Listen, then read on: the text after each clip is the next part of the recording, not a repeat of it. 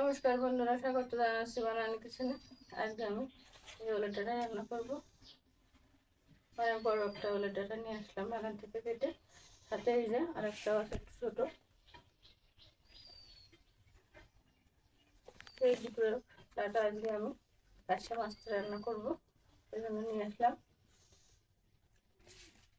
আমি একদিনে কিন্তু ওলের ডাঁটা ভাজি রেসিপি দেখেছিলাম, মাছটা খুব সুন্দর লাগে। আর এভাবে যদি ঝোল করেও খাই ওলের ডাঁটা দিয়ে তাহলেও খুব সুন্দর। তো আমি আজকে ঝোল করবো পার্শে মাছটা। তাহলে কেটে নেবো ওলের ডাঁটাগুলো। আমি এই যে পার্শে মাছটা রান্না করবো আজকে। আপনারা দেখতে থাকুন আমি কিভাবে এই ওলের ডাঁটা রান্না করি। সম্পূর্ণ ভিডিওটা দেখলে তাহলে বুঝবেন ওলের ডাঁটা রান্না করতে হয় কিভাবে। আগে আমি কেটে নেবো ওলের ডাঁটাগুলো।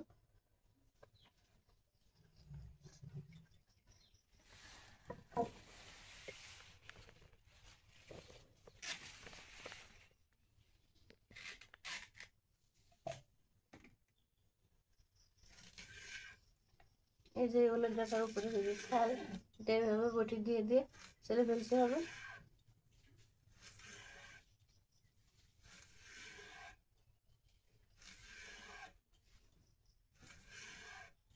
আমি এইভাবে সব ডাঁটা ছেলে কেটে নেব। তো আমি ওলের ডাঁটাগুলো কিন্তু সব কেটে নিয়েছি, কেটে দিয়ে নিয়ে আসলাম। এই যে বড় বড় ডাঁটাগুলো ছিল সেগুলো আমি মাঝখান থেকে ছিঁড়ে দিয়েছি।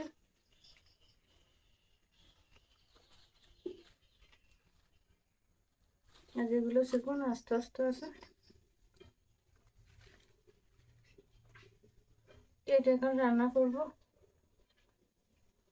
তো চলেন দেখা যাক কিভাবে আমি এটা রান্না করি। চুলো ধরিয়ে কড়াইটা বসিয়ে দিলাম, একটু জল দিয়ে দেবো। জলটা গরম হয়ে গেছে, এখন জলের ভিতরে একটু লবণ দিয়ে দেবো।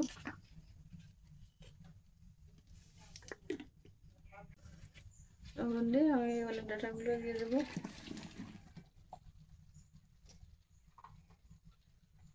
একটু রেখে দেবো।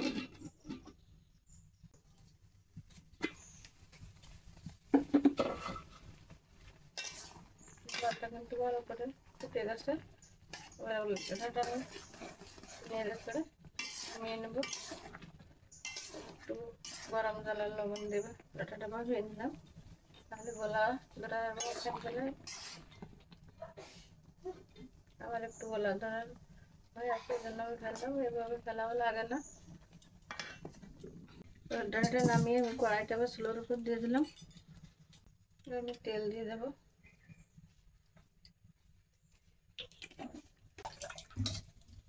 এখন এই মাছগুলো আমি লবণ হলুদ মাখিয়ে নেব।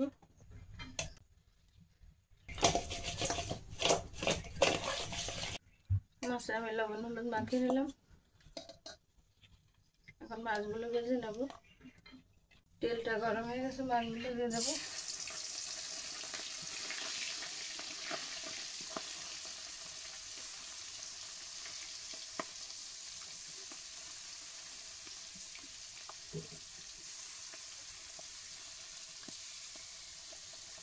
মাছগুলো এখন ভালো করে ভেজে নেব।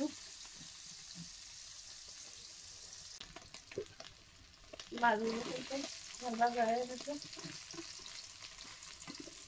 এখন আমি মাছগুলো একটু ভাত উঠিয়ে নেবো।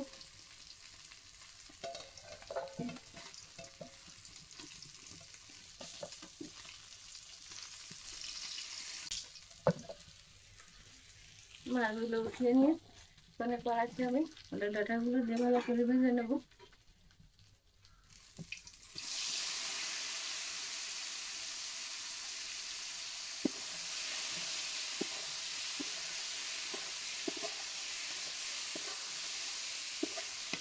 ডাঁটাগুলো ভালো করে ভেজে নেব।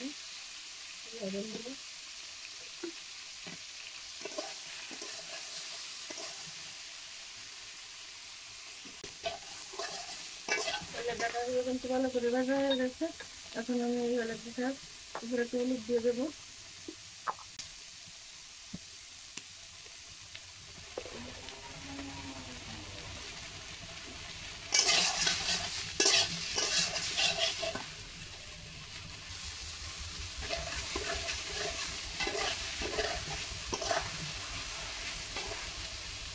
দিয়ে দিলাম। এবার দেবো কাঁচা ঝাল,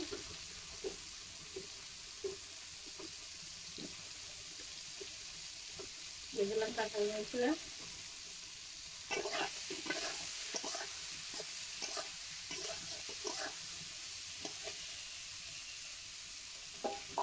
আগে এখন তো আমি ভালো করে ভেজে নিয়েছি। এখন দিয়ে দেবো পরিমাণ মতো জল, দিলাম জল,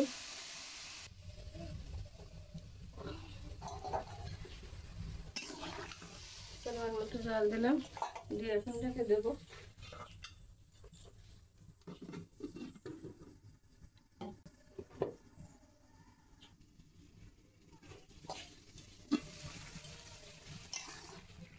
ঢাকনা খুলে একটু নেড়ে ছেড়ে দিচ্ছে।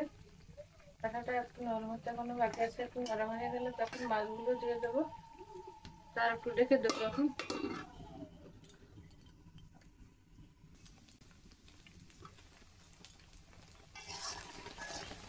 ঢাকনা খুলে একটু নেড়ে ছেড়ে দিচ্ছে। এখন ডাঁটাগুলো কিন্তু একটু নরম হয়ে গেছে। এখন আমি মাছগুলো দিয়ে দেবো, ভেজে রাখা পার্শে মাছগুলো দিয়ে দেবো। এবার একটু লবণ দিয়ে দেবো,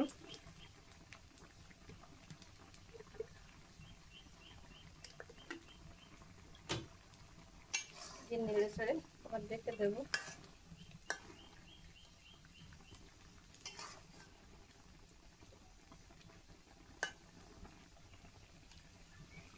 ঢেকে দিলাম, আরো কিছুক্ষণ জাল করবো।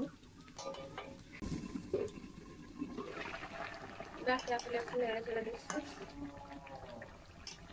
আর কিন্তু এটা আজকে আর তেল দেবো না, কারণ আমি যে সময় ফল বেঁচেছিলাম সে সময় আমি তেল দিয়েছিলাম একটু বেশি করে, তো সেটা দেখানো হয়নি। আজকে আর তেল দেওয়ার দরকার নেই, এক তেলেই হয়ে যাবে। এখন আমি আরো ফুটে দেবো। ওলের ডাঁটা আরেকটু নরম হয়ে গেলে তরকারিটা নামিয়ে নেবো।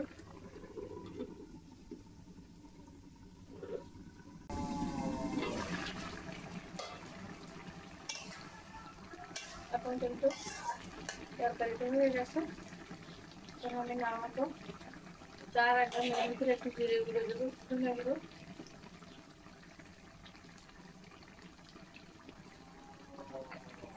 জিরে গুঁড়ো দিলাম, ধনে গুঁড়ো দিলাম।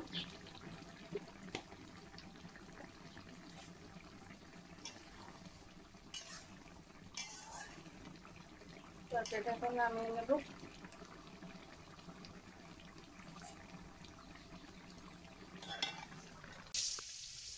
আমার যেগুলো দেখা যায় পার্শে মাছ রান্না করা কিন্তু হয়ে গেছে, আমি নামিয়ে নিয়েছি। তো আমার এই রেসিপি আপনাদের কেমন লাগলো কমেন্টে জানাবেন, আর আমার চ্যানেলটিকে সাবস্ক্রাইব করে আমার পাশে থাকবেন। নতুন যারা দেখছেন আপনার বন্ধুদেরকে ধন্যবাদ আমার পাশে থাকার জন্য। তো এরকম নতুন নতুন ভিডিও পেতে পাশে থাকা বেল আইকনটি বাজিয়ে দেবেন। দেখা হবে পরবর্তী নতুন কোনো ভিডিওতে। ধন্যবাদ সবাইকে, ভালো থাকবেন।